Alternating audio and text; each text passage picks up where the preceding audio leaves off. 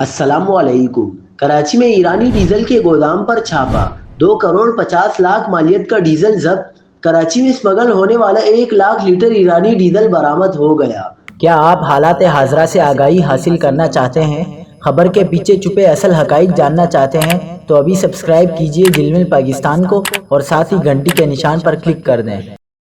آپ کو بتاتے چلے کہ نارتھ ناظم آباد میں قانون نافذ کرنے والے ادارے اور پولیس کی مشترکہ انٹیلیجنس بیسڈ آپریشن میں ایرانی ڈیزل کے گودام سے 30 ملین روپے کی اشیاء ضبط کر لی گئی۔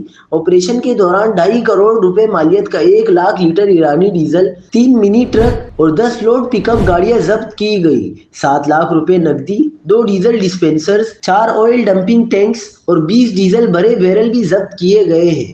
ترجمان S S P district central کے مطابق شارع نور جہاں پولیس نے بروقت کارروائی کرتے ہوئے غیر قانونی ڈیزل اور کیروسین آئل قبضے میں لے کر 2 ملزمان گرفتار کر لیے، جبکہ تیسرا ملزم ڈرائیور فرار ہو گیا۔